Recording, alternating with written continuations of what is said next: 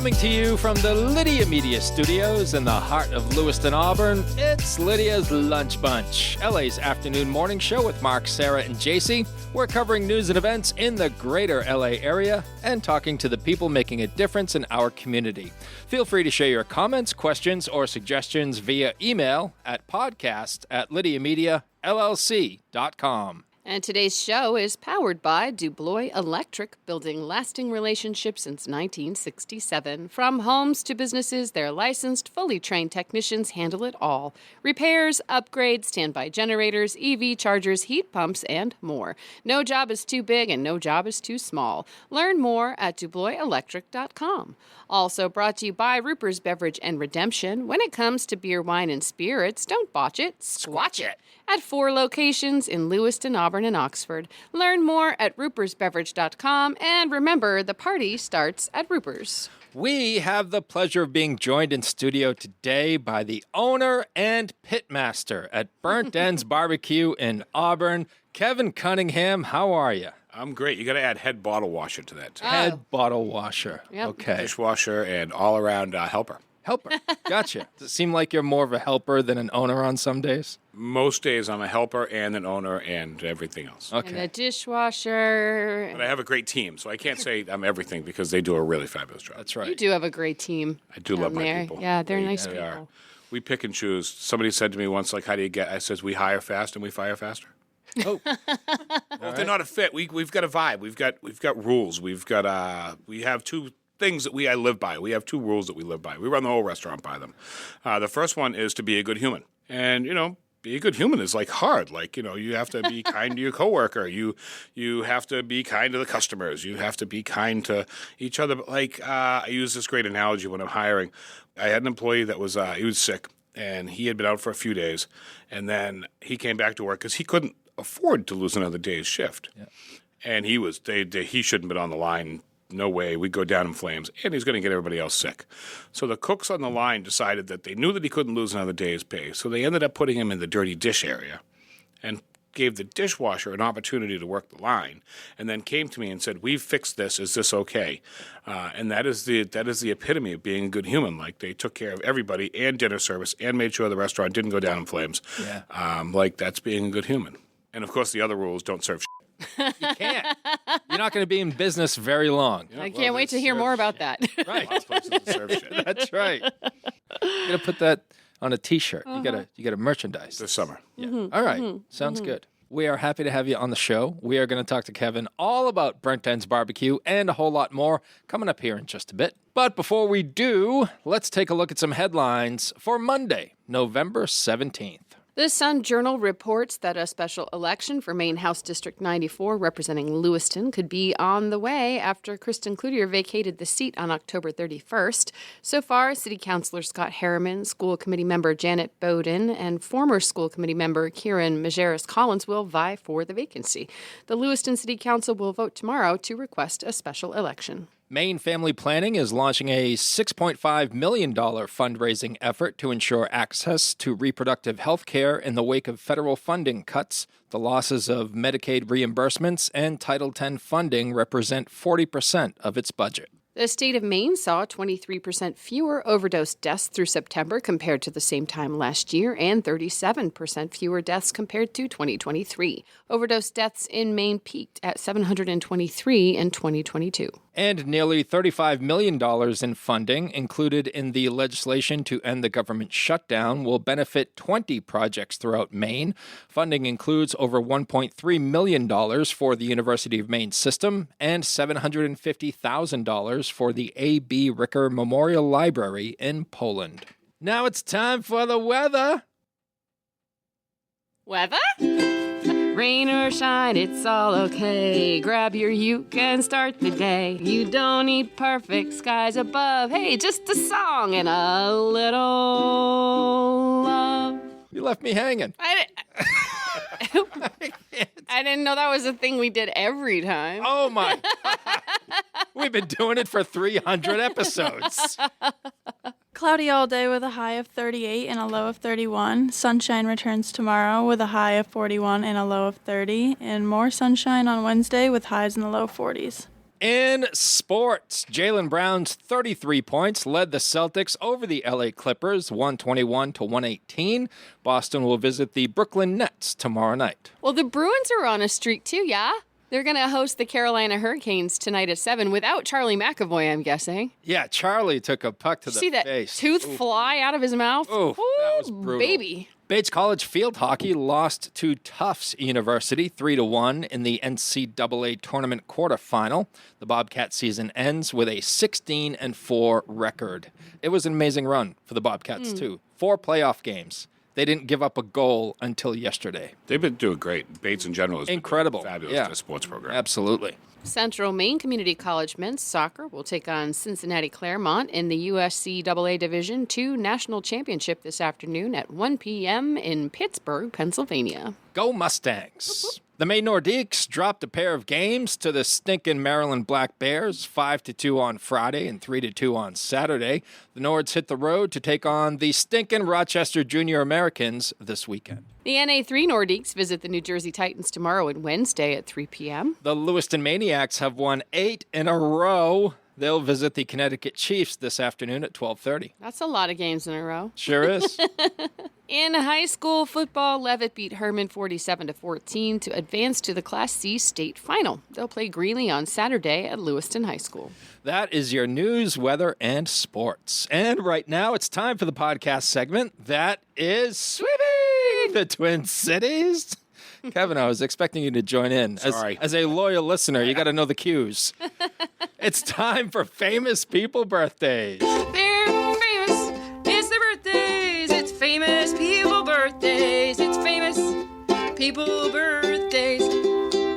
Let's take a look at FPBs for November the 17th, shall we? Alrighty then. We're going to start off with singer Ronnie DeVoe of New Edition and Belle Biv DeVoe, who is 58 years old today.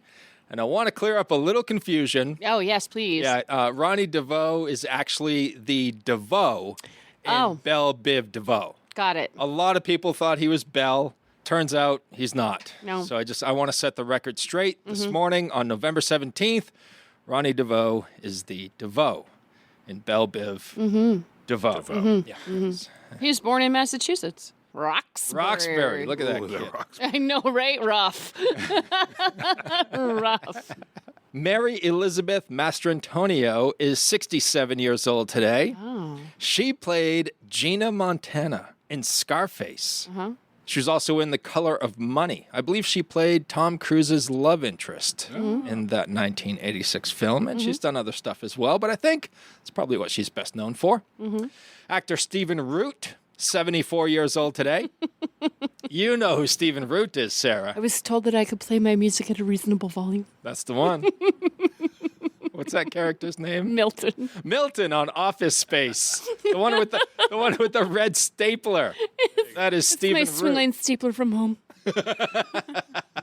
I have a red swingline stapler from home on my desk at work. My goodness, that movie is 26 years old. So good. He was so good in that movie, too. He also voices Bill Dauterive and Buck Strickland on King of the Hill. Yep. Really? Yeah. Yeah. He's been in a bunch of good movies. No Country for Old Men. Oh, Brother, Where Art Thou? Yes. Dodgeball. That's right. Dave? Yep. That's a great movie. Yeah, funny guy. He's Duck, very dip, what is it? Duck, dip, dive, dodge. Dive, dodge, I don't know. It's a great movie. If you can dodge a wrench, you can dodge a ball. Yep. That's right. Patches.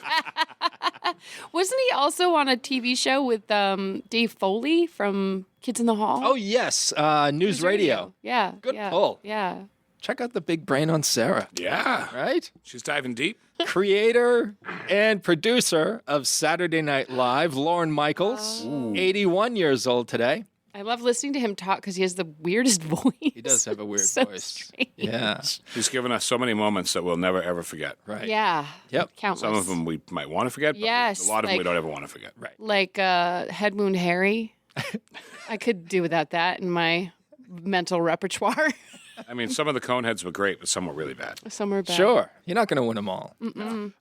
He's great. But Lorne, he launched SNL in 1975, and it ran for 5 years, and then picked up again in 85, and he has been producing it ever since. One thing you could say, too, for him is he has a good eye for talent. Whether you like his shows or not, like, he has Absolutely. good eye for They've been talent. all across the political spectrum, and you still got to love the shows. I mean, every comedic hero I've ever seen has been on that show. It runs through Saturday Night Live. Yeah. Yep. Anybody know who the first host of Saturday Night Live was back in 1975? No, who was it?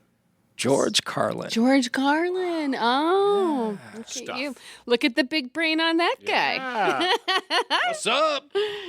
Actor and director Danny DeVito is 81 years old today. Love Danny DeVito. Kevin, tell me you used to watch Taxi. Oh, yeah. Oh, that's Oh, right. absolutely. One of the greatest characters ever, Louis De Palma Yep. in Taxi. That show ran from 78 to 83. Danny's done it all. Literally, he's done it all. He's been in War of the Roses. That was a great movie. Yes. Batman Ruthless People. Returns. Oh, yeah, yeah. He played the Penguin. right? Yeah, he was a great penguin. Throw Mama from the Train. Mama from Oh, the train. Twins. Yep. Twins. Twins. I yeah, love Twins. yeah. Twins was amazing. One Flew Over the Cuckoo's Nest. He voiced the He's in- voice, Oh, yeah, he was. Yeah. the voice of the Lorax too in the Dr. Seuss movie, animated movie. He was great. He is. Just Can't- a treasure. Always fun. Always Sunny in Philadelphia too. And rounding out FPBs for November the 17th is director Martin Scorsese. 83 years old today. Come on. Yeah. 4 of Martin's films have been inducted into the National Film Registry by the Library of Congress as culturally, historically, or aesthetically significant. Oh, geez, I wonder which ones. I can It's tell only you. 4. Yeah. Raging Bull, Taxi Driver, Mean Streets, and Goodfellas. Wow. Those are your FPBs for November the 17th. Now it's time for some OTDs. It happened on this day. It happened on this day. It happened on this day. Nice. All right. Kevin was bopping along to it. All right. Yeah. Nice. JC, do you That Wayne's sing? World vibe. Yeah. Not well. Okay, good. You'll fit right in. Yeah. Well, outside of Sarah's jingles, of course. Oh. Thank you. 22 years ago in 2003, Arnold Schwarzenegger was inaugurated as governor of California. The governator. It took Californians 7 years to terminate him. Aw. I see what you did there. I see what you did. Because of the thing. 36 years ago in 1989, Disney's The Little Mermaid was released. I loved that one. 52 years ago in 1973, President Nixon denied any wrongdoing in the Watergate scandal, saying in a speech at Disney World, quote, "People have got to know whether or not their president is a crook. Well, I am not a crook." That's very Fairyland. famous. And, Right. No, why Walt Disney? Why? You trying to tell me a politician lied? Maybe. I won't have it. Yeah. Not having They it. don't believe it. 57 years ago in 1968, NBC outraged football fans by cutting away from the final minutes of the New York Jets-Oakland Raiders game to begin its very special presentation of Heidi. On time. Fans missed seeing the Raiders come back from behind and score 14 points in the final 65 seconds to beat the Jets 43 to 32. Can that you even imagine hilarious. that happened today? I don't know how many people lost their jobs over that. Oh my gosh. Or their televisions. Oh, yeah. How many People were people probably took so a sledgehammer to their... mad. So mad. Oh my gosh. I was going to say they probably threw their TVs out the window, but TVs were way They too were heavy. too heavy to would pick pick up that and thing throw. up. Yeah, too heavy back In then. You got to call a neighbor You over. needed like Yeah. 4 people to move your TV. Let's go, you guys. We're all really mad. Throw it out the window. And lastly, 63 years ago in 1962, Big Girls Don't Cry by Frankie Valli and the Four Seasons hit #1. There you go. There you go. Those are your FPBs and OTDs for November the 17th. Whether you want a sit-down meal or a grab-and-go, Pat's Pizza in Auburn offers delicious sandwiches, pasta, salads, and pizza at family-friendly prices. Pat's Pizza, serving the L.A. area since 1985. Open daily from 11 a.m. to 9 p.m. at 85 Center Street in Auburn. Online at patsauburn.com. Hi, it's Donna Harris from Phoenix No Limits Karate here with your daily safety tip. Never accept a drink from someone you don't know. Let's all do our best to keep our community safe. Now, Woohoo! we shift focus fully to our esteemed guest in studio, owner, pitmaster, dishwasher at Burnt Ends Barbecue, 120 Center Street, right up the road from us in the great city of Auburn, Kevin Cunningham. Kevin, when did all of this madness begin? I remember. Take us in the Wayback Machine. Okay, we'll go to the Wayback Machine. I was out of food. I wasn't in restaurants. I wasn't cooking. COVID had just happened, and I got out. I saw the writing on the wall. I have friends who run a business, and landscaping company, and I says, hey, you want a warm body that'll work really, really hard and would love to be outside every day? And sure. So I went and worked for him, and my wife told me one day that you need to go back to restaurants. And I said, why? Because you're yelling at everyone in the kitchen. And everyone meaning my family. And it kind of struck me that I didn't want to work for anyone anymore. I didn't want to do what I do for people that don't understand it or don't appreciate it or don't understand that there are really down times and there are really up times, and there are times that a restaurant bleeds money aggressively and there are times that it makes money, and that's a restaurant. That's our industry. And she said, then do your own thing. And I'm like, I'm sorry, what? Wow. I want you to understand that my entire career, I never, ever, ever wanted to own a restaurant. I was so anti-owning a restaurant, it was insane. Because I lived it, and I knew the ups and the downs and the ins and the outs and the pain points and the days that you want to go home crying and the days that you can't go to sleep because you're so excited. And your loving wife, Jill, was like, yeah, do that. Yeah, that's literally what she said. God love her. She clearly had a moment of total lack of mental agility. No, I think she knew what was inside your heart.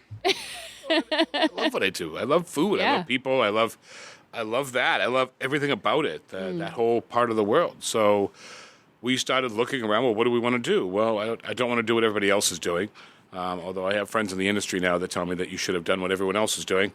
So we started looking at locations, and we started looking at concepts, and I'd been barbecuing a lot in my backyard, cooking a lot of ribs, smoking briskets, doing that kind of thing, and I love that kind of food because barbecue is comfort food. Barbecue is love. Like, it's, you sit there and you a big plate of food, and everybody sits down and has this great, glorious meal, and it's like Thanksgiving in the middle of summer.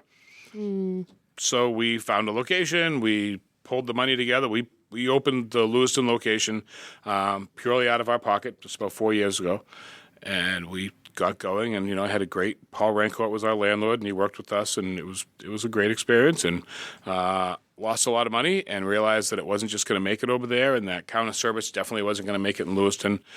But we kind of knew that spot just wasn't going to survive for us. Mm-hmm. So then we started looking. So a year in, we started looking. We started saying, okay, well, I think we've got some proof of concept because we've done a lot of catering, which is great. My wife and I catered 2 weddings a year for the last 5 years prior to doing this. We did weddings on the side. People wanted us to come do a wedding for them. Sure, it paid for like Christmas or something. And then we got Lewiston, and we figured out that Auburn was the spot, and understand that we shopped. Like, we looked at Scarborough, we looked at Augusta, we looked at some areas, and this was really the best solution. And, proximity was awesome, and knowing the community and being able to take our customers with us versus not. So then we moved to Auburn, and it's been just about 2 years now. And it's super exciting. I remember in your Lewiston location, you would sell out. Yes. You'd sell out of food, and I remember I would be like, hey, have you tried that new place? And people would be like, we tried it, but they didn't have any food left, and they closed. And they were like, wow, that's impressive. So I'm surprised to hear you say that Lewiston wasn't the best for you. Well, we had to be very conservative in how much we would cook every day. So you can't just go flat out and be like, I'm going to do 200 pounds and 200 pounds, and I'm going to do 10 racks of ribs and 6 briskets, and then have all that left over. You got it. Yeah. So we cook briskets overnight. So we decide today what we're going to have for brisket tomorrow. Mm-hmm. So we put the briskets in at 8 o'clock at night. So if I all of a sudden get real busy for unexpectedly or without any really knowledge of beforehand, all of a sudden we're out of brisket at 5 o'clock. It's gone, and we got so many racks of ribs and, so much pork belly and so much pulled pork. And I used to have a rule that once we were out of 3 meats, we should close. 3 or 4 meats, because then all of a sudden everybody's going to jump on the last 2. We would cook 2 turkey breasts every day. We still do. We cook 2 turkey breasts every day. And sometimes we're out of turkey at 6 o'clock at night, and sometimes it's 8 o'clock and we're closing, and I'm chopping it up and put it in the meat that I'm going to cook chili with tomorrow. Chili. I like that you do that. That you would use that makes perfect sense. Absolutely. Chop it all up, add some veggies, add some seasoning, put some beans, put it on the stove, get it cook off, get it bubbling, happy, hot, and it's tomorrow's chili. There you go. So the new Burnt Ends is just awesome. Thank you. 5,000 square feet. Yep. When Jill told you to do your own thing, did you have a vision of what that was? Yes and no. I had a vision of lots of these. I had a vision of barbecue really taking off. And I've learned that barbecue is very much so a slow mover in the state of Maine, for lack of a better term. It's not like Southern barbecue where it's ingrained into their fiber of their lives, where, you're going to go on Sunday and you're going to pick up barbecue for the family. And this week we're going to go to Mark's favorite place. And then the next week, Sarah's going to pick up barbecue from her favorite place. And then the week after that's going to be my favorite place. And then Mom and Dad are going to get their favorite place. And we're going to have family dinner on Thursday night or Friday night or Saturday or Sunday. And that was what it was, is they'd go acquire all that barbecue. They'd leave with cardboard boxes of barbecue for, a family of 20. And it's just not, it's not in the fiber of people here, which is fine. We get lobster, we've got fresh haddock from the ocean, right up the street. Yeah. So, we have some things that other parts of the country just don't. But it's growing and it's getting stronger. And catering is really the piece that it's amazing. But the restaurant's huge. We have fun there. We legitimately have fun. We have a great time. We've got a huge bar, 25-seat bar. It's one of the biggest in the area. We get to do events. We get to do chamber breakfast there. We can seat. We have 150 seats in the dining room, and our license gets us to something like 250. I can add another 100 seats tomorrow if I wanted to. I don't have 100 customers to fill them today, but in a few years we will. Yeah. Like any other restaurant, it takes time. It slowly grows into people's beings and routines and the fabric. And people ask me, "Well, gee, you don't see these people all the time." I just want to be on the dance card. Right. I don't want to see you twice a week, but if you're in twice a month, that's it. But that's barbecue. Come in every now and then, and and we offer the big giant family platters and the feast and things like that. It's kind of who we are. You guys have a great thing going there. You have a great bartender too. Yeah, we really pride ourselves on making sure that when we talk to people, to bring people on, to bring people part of our team, it is the personality has to fit first. They might not have the skill set. Now, we're blessed. Sean has the skill set. But we want to make sure that people have that vibe. They're who we are. We're looking to have great customer experience. We're looking for people to have a really good time, and we're looking to make sure that people are smiling and getting what they want, but also that we're laughing together. We're having a good time. We're going to spend so much time together, we might as well like each other. You do seem to have that vibe.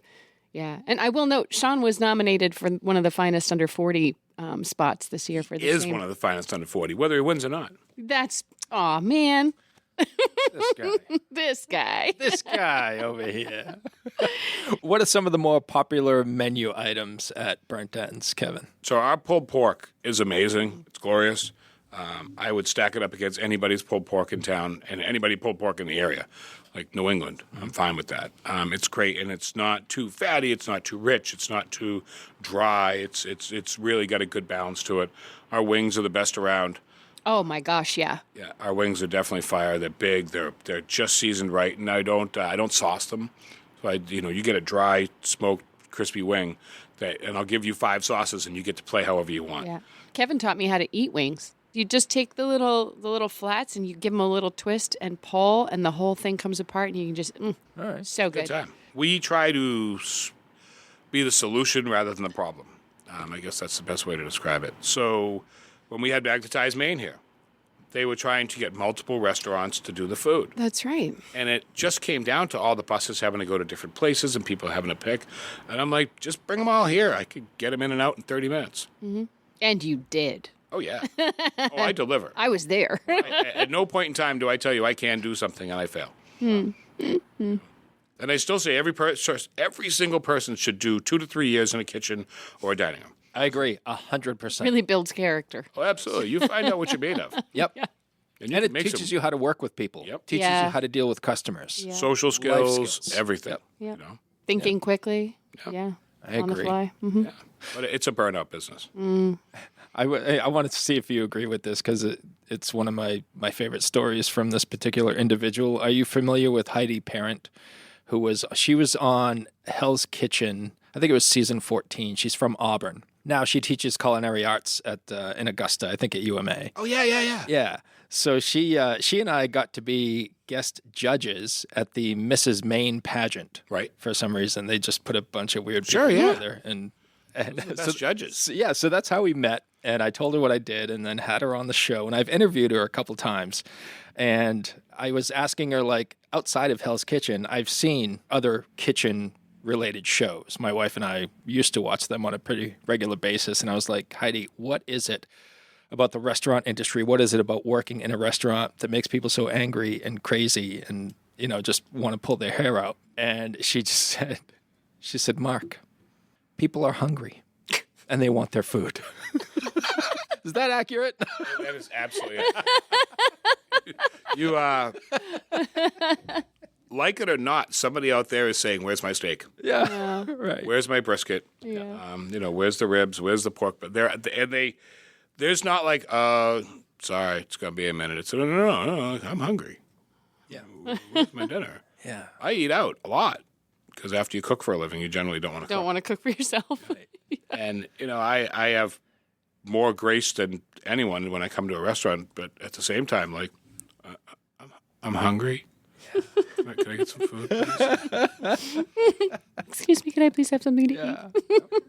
We talked about this before we started recording, but I think it's definitely worth mentioning on the podcast your gluten-free options, because listeners of this podcast know that my wife has celiac disease, which makes going out to eat incredibly difficult. Yeah. We've been burned before by people who Sure. are saying, oh, this is gluten-free and it's cross-contaminated and she's ruined for 3 days. Right. But you do offer gluten-free options. So all of our meats are gluten-free. Yeah. All of them. Everything that goes into our fryers is gluten-free. We have a gluten-free fried chicken, but all of our fried chicken is gluten-free.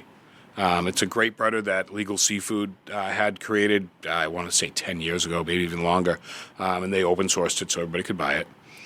And it's this fabulous butter that, you're frying food gluten-free, and it's crispy and it's yummy, and it's so if you don't order a roll, so if you don't order it on bread, which we do have gluten-free rolls, and you don't get any cornbread or mac and cheese, pretty much everything on your plate, or a quesadilla, everything on your plate is gluten-free. I don't make a special sauce. There's no reason to put gluten in sauce. Oh, well, you want to thicken it. Cook it. What? Yeah, cook it till it gets to the right consistency. Yeah. There are other things. We can thicken things with arrowroot. I don't need to, but there are ways to get there that you don't have to use flour. You don't need to put flour on wings to fry them. If you cooked them right, they're going to crisp up just nice. So most of our menu, 90% of our menu, is gluten-free. And we do that because if I can, why shouldn't I? If I can make it gluten-free, why shouldn't I make it gluten-free? Right. There are so many people that have issues with gluten that's not celiac, that it upsets their stomach, and they can't have too much because they don't feel good tomorrow. Okay, come eat here. We don't use much. Yeah. Do you advertise that at all? We put it on some. We probably should have a media push and everything and really kind of have that a center of attention. I would say that probably should be a thing. It helps. Yeah. It helps. There's a restaurant that we frequent in Manchester, New Hampshire called the 110 Grill. Yep. And they are exclusive. Well, they're not exclusive, but they pride themselves. They They're can known make for being everything on their 110 can make everything on their menu gluten-free. Yep. And impressive. it's a big company. And Yeah, it's a chain. Yeah, and when my wife orders, the manager brings out the gluten-free meals, Aw, not the servers. Right. The manager brings it out. yeah, they put their name amazing. on it. Yep. right? Oh, it's Yeah, great. absolutely. Yeah, and one of the things that we've done and we've prided ourselves on is trying to be the solution and not the problem. Yeah.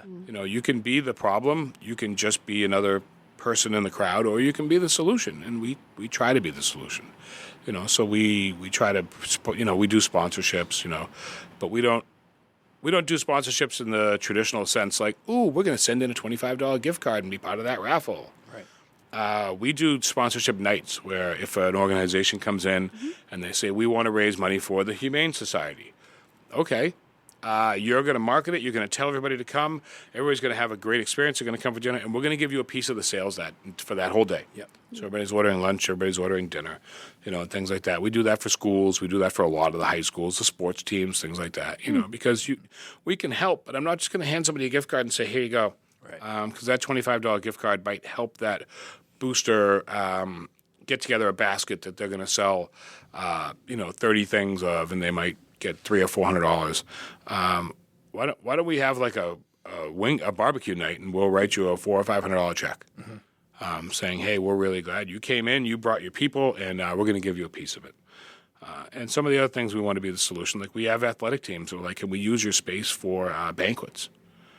Sports teams, soccer teams, things like that they want to have an end-of-the-season banquet. I mean, when we all grew up, there were tons of these sports banquets that we all went to. They're all gone. Yeah.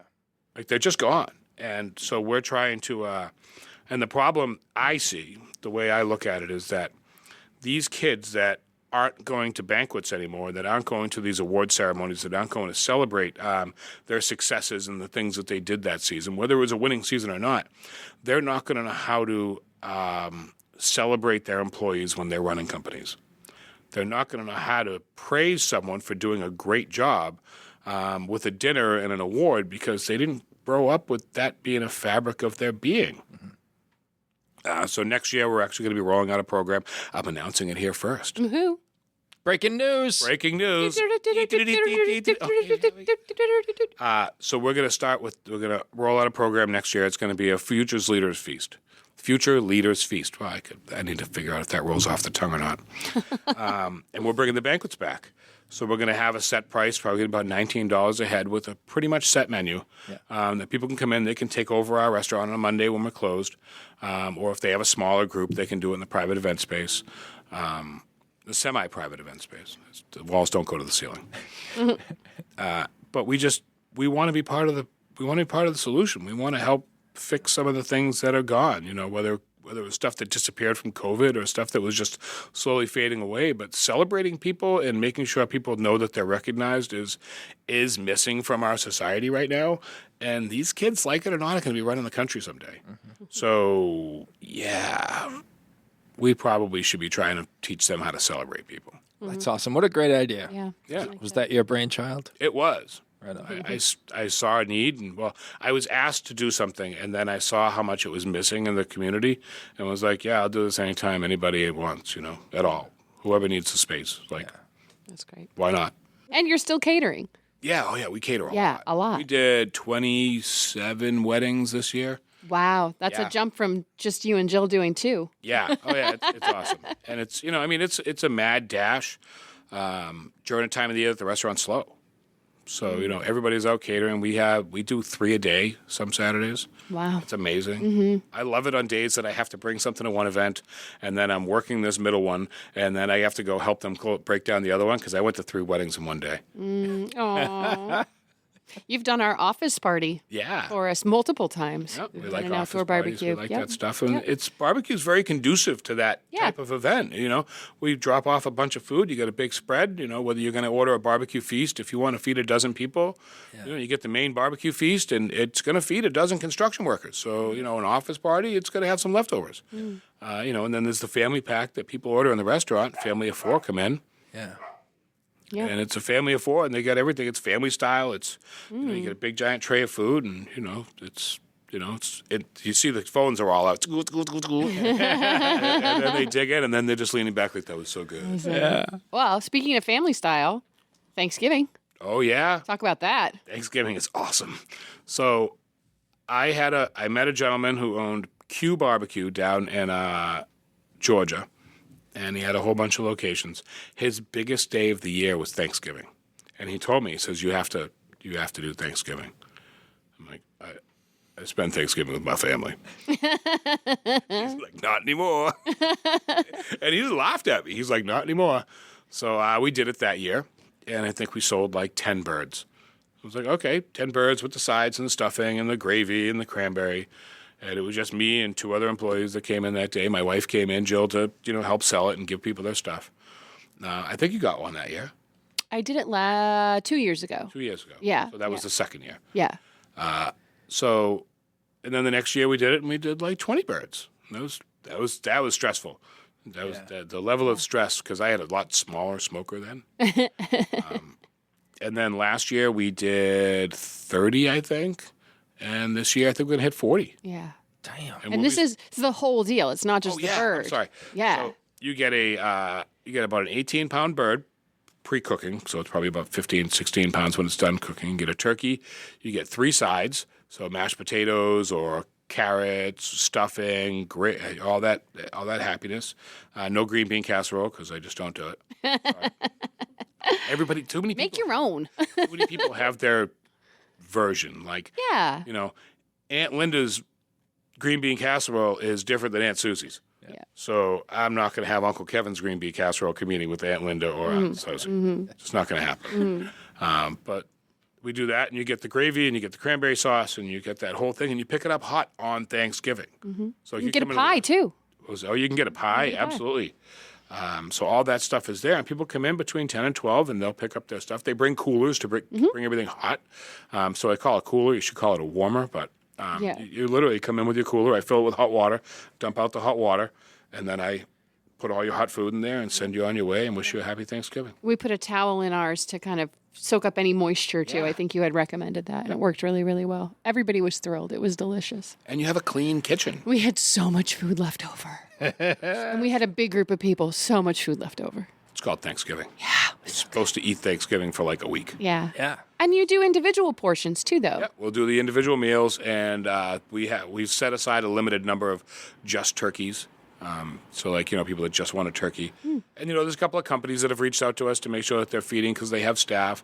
Like, Tambrands has an addition going on, so Chimbro's working, and Tambrand's going to be working, just a skeleton crew because they're closed. So we're going to be feeding them this Thanksgiving. We fed them last Thanksgiving. Nice. And it's just, why not? If I'm doing it, and, we have a limited amount of staff, and, the guy from Q Barbecue said, it's your work at Thanksgiving. Yeah. And he said, eventually it's going to be the biggest day of the year. And it very well might be. And that'd be awesome. And you guys have a cutoff time. You can go home and you can have your dinner with your family. So the pickup is from 10 to 12. So you pick up at by noon, and then that's it. Everybody goes home. We have pretty much had all the cleaning done. We set up a small area. The kitchen is done with everything by 11:30, and now everything's in a warmer. So people are coming by, and okay, Susie's here. Here you go. Here's your stuff, Susie. And Rob and I are out in the back scrubbing everything down and hosing down and going home. Yes. Kevin, what's the best compliment you have received in your career? Best compliment I have received in my career, I distinctly remember it. I had an apple braised pork shank on a onion fennel slaw at the Brunswick Hotel across from Bowdoin College. These things were massive and fat, but it was mostly bone. It was a big, giant pork shank, like the size of your forearm. And a gentleman calls me out to the dining room, and just a big, looked like a big farmer, And I said, yes, sir, what's going on? He says, you make this swine? Yes, sir. Swine? Yeah, no, not even like, there was no like nice words like, hello, sir, how are you? Did you make this pork dish? Nope. Did you make this swine? Yep. Yeah, I did. Yeah, absolutely. Yes. Was it good? He says, sir, that's some of the best pig I've had in my life, and I've been a pig farmer since I was a little boy. Wow. Oh, wow. There you go. I was just like, scrape my jaw off the floor, reattach that, walk into the kitchen, not knowing what to say. Found out later that one of his kids went to Bowdoin, and he had something like 6,000 pigs on his farms for Smithfield. Like, this wasn't like I have a small pig farm with 50 Smithfield. pigs. Right. Yeah. Wow. He was a producer for Smithfield, and it was something like he has between 6,000 and 10,000 pigs on his property at any given time. Incredible. And he loved yours. And I was just like, okay. Impressive. Thank you very much. Oh, I'm done. But the compliment that I get a lot is from brides and grooms. Thank you. Like that, thank you from a bride and groom that, You made our day possible. You made our day easy. You made our day so that we didn't have to think about that part. That's huge. Like, you help make somebody's wedding. Yeah. You help make it better. Right. Just make it. Yeah. Not be the problem. Yeah. Right. Not be Uncle Joe that's drunk in the corner. Like, Right. you were the solution. Thank you. Everything was great. People are still talking about the food. Awesome. Yeah. You want to make somebody's wedding. There's a lot of things you could do good in life. Let's make somebody's wedding awesome. All right, one more question before we move on to our final segment. What's the craziest experience you've had, either in the kitchen or front of house in a restaurant in your career?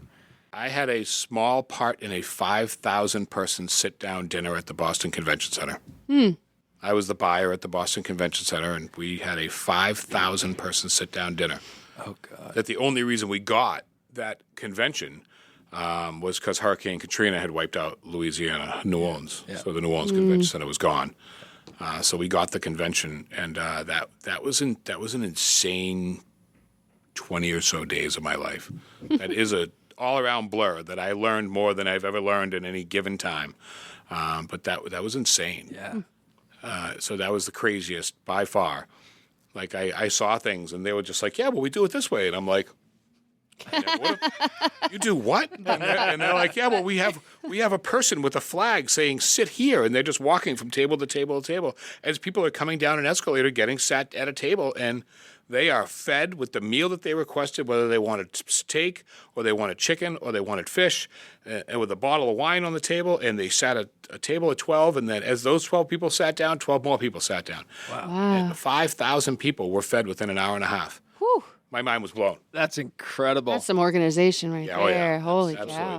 That's some big brain stuff that's way beyond anything I can think of. Yeah. Next year marks 30 years of Uncle Andy's Digest. What started as a beloved print publication has grown into Lydia Media, a full-service marketing partner helping local businesses thrive. From LA Metro Magazine and the Lydia's Lunch Bunch podcast to social media management, website design, and advertising across all platforms, we've got your marketing needs covered. If you're a business making a difference in our community, let's connect. Lydia Media is here to tell your story and help you grow. Lydia Media, in business, for business. Learn more at lydiamediallc.com. All right, Kevin, it is time for our final segment. It's 3 random questions where we're going to ask you questions that have nothing to do with the restaurant industry or Burnt Ends Barbecue. We're just trying to get to know you a little better as a member of our community. All right, Kevin, if you were presented with a time machine, you could take one round trip to the past or to the future.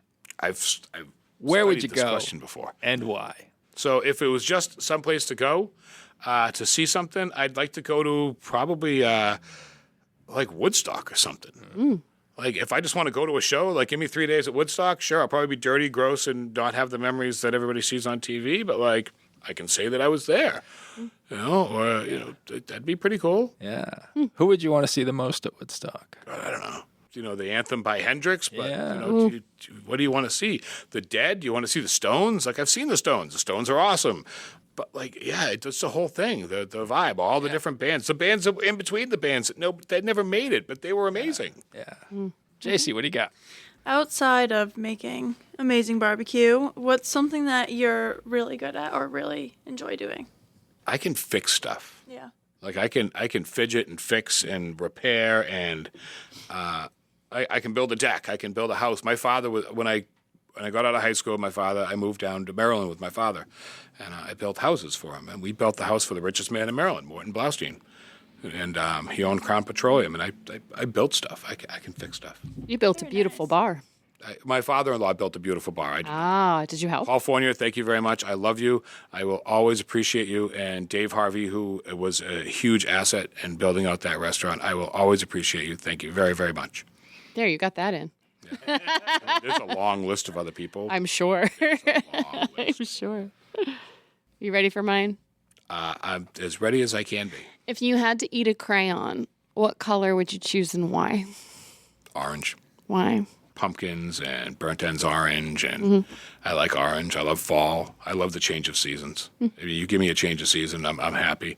I don't think I ever want to live outside of New England because I get all 4 seasons, and my sister who lives in Florida, who grew up in Quincy, Massachusetts with me, she gets all 1 season. Well, I guess she gets rain season and but yeah, I love my seasons. I love orange. I love that change of season because it tells me that the year is changing and it tells me that the new year is coming. Orange crayon. Yeah. It's a great answer to that question. Yeah, it is. It's a weird question. It is. It's an incredibly weird question. Do I get a grade? Do I get a review after? A+. Yeah. All right. I get a report card to bring back to my boss. In fact, Kevin, I am hearing from our producers right now, and they said that you did so well on 3 random questions, they want to turn it into 4 random questions. Oh, here we go. So you got 1 more. All right. I'm Good down. with that? Yeah. This hardly ever happens to our Hardly guests. ever. Well, I appreciate. I like to be rare. I think they're saying what put you over the top was your answer to the crayon question. Oh, yeah. Yeah. All right, Kevin, if there was a movie made about your life, what would be the one scene people talked about on the way home? It would have to be the montage at the end. The montage of all the different snips of all the different things. I touch so many lives that people don't understand the concept of how many lives I touch. So I touch all these weddings, but I also hire kids, and I teach kids how to be better humans. I have a young man in the kitchen. He's like, "Hey, dude," and I'm like, "Yes, sir." He's like, "Oh, yes, sir." And I say, "No, you don't have to call me sir. I'm going to call you sir, because you deserve that level of respect."